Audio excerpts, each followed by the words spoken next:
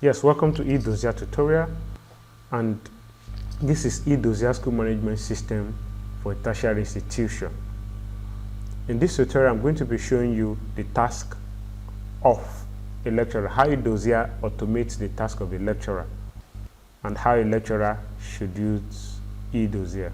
Okay, in this tutorial, I'm going to show you the staff area. This is what the staff will have in his admin dashboard, and all the function of the staff stays within this area.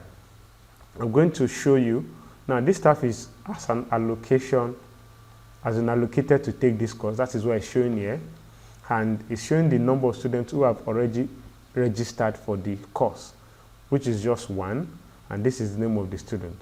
So what you're going to do now is to allocate one more course for the staff and get a student to register. I'm going to be using the same student. Now we can see that just this is done. So let's go to course allocation. Let's go to the academics office. The academics office is going to allocate a course to this same lecturer, which is for this class. When we select this class, it's going to show all the courses that is assigned for this class to be taken. Now there is CSH 508. We are assigning a lecturer to this class. Let's use this lecturer. You can assign as many lecturers as possible to a particular course. So we can say this lecturer is also taking. So you can assign as many lecturers as possible, and you can decide to check how many courses a particular lecturer already taking, what is the total unit, what is the total class, and decide to, okay, remove a particular one from it. That is how that works. Or you can clear all the courses that the lecturer is actually taking and begin to add. So this is how that works. We have two lecturers taking it, but we are currently going to be accessing this lecturer's admin dashboard. Now, if we go back to the lecturer's dashboard, at the dashboard, we are going to see the course updated for the lecturer. So this is one course is taking, and the student has registered for it. This is another course is taking, but no student has registered for it. So let's go to a student area, one of the students that is in that class.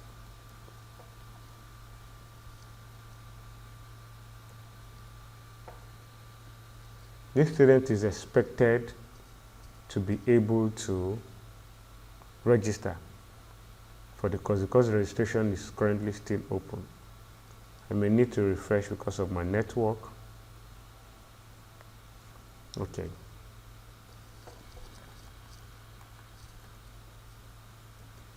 So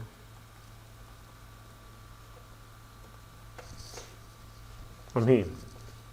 So now we go to course registration for the student, and this is still open. This course has been registered by the student.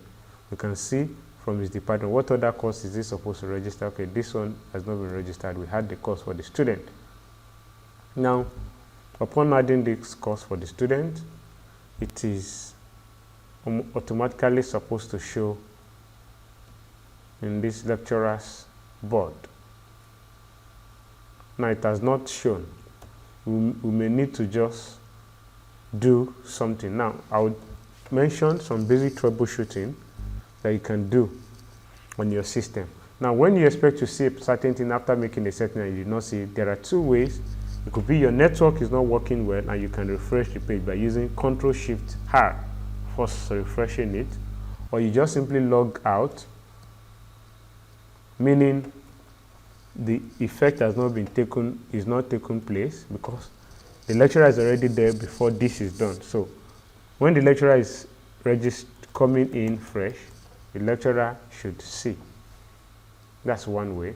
So the student is registered for it, and we can check what is happening in this area. So we can see that the student is showing now. So it shows that there has been 2 students that have registered for his course.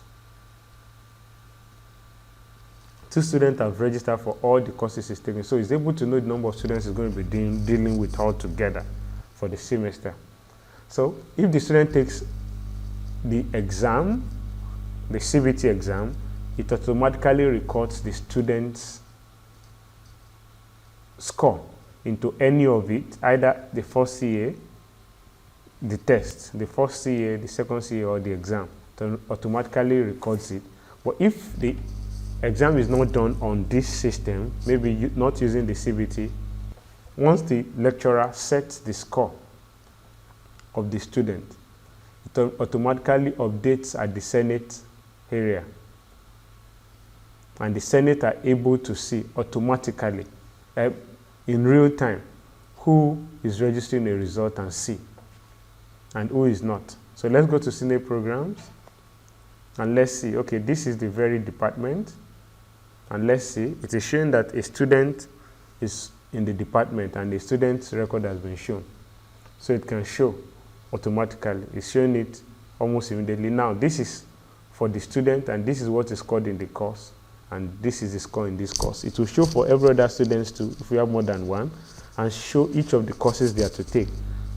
Arrange it in columns and show everything, and it is easy for the Senate to check and see whatever thing they need. It's going to show the analysis for here.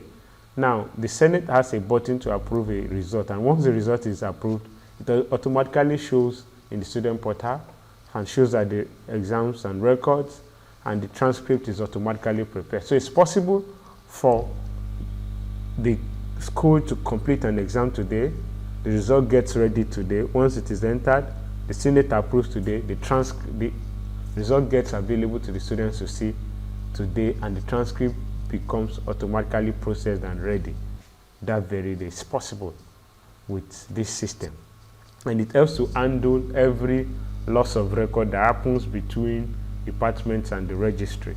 So Edozzier helps to cater for all the trouble that students have while processing their transcript.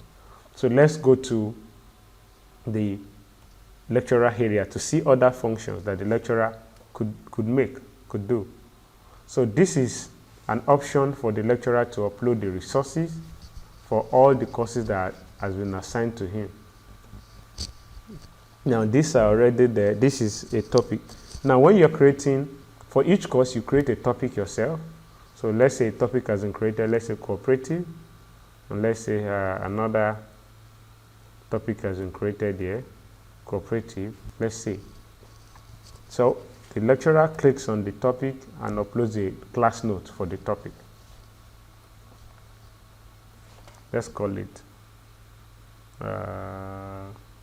co-op. That's the name of the class note. Then let's upload. You can either upload a PDF note or a video resource. So we can check here and see.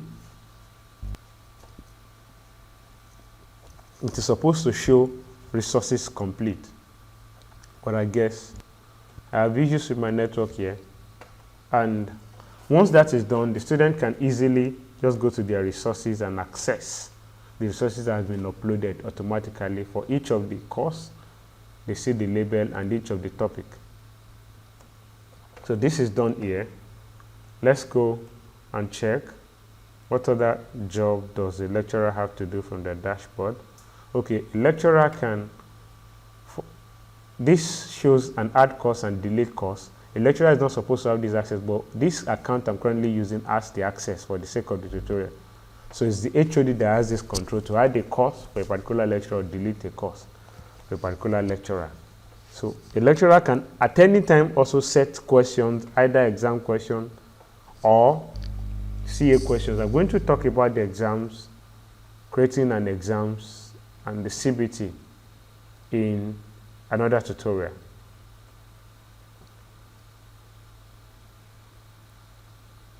Now, the lecturer can do a mass upgrade for students. Now, this is how the upgrade works. You can choose any of the course you want to upgrade. For example, let's take exam. Now, the value, you put the value you want to, the upgrade value you want to give, and you can set a maximum that any student should not get beyond this. So it means that any student scoring 79 will only have 1 added to his mark. Any student scoring 74 will only have 6 marks. Any student who scores less than 70 will only can have all the full mark. That is what that does in this case. So let's see. The exam has been upgraded for all the students. So we have one. It caps this for this student. The student had 77 before. It only added 3 marks for the student. And that is how the upgrade works.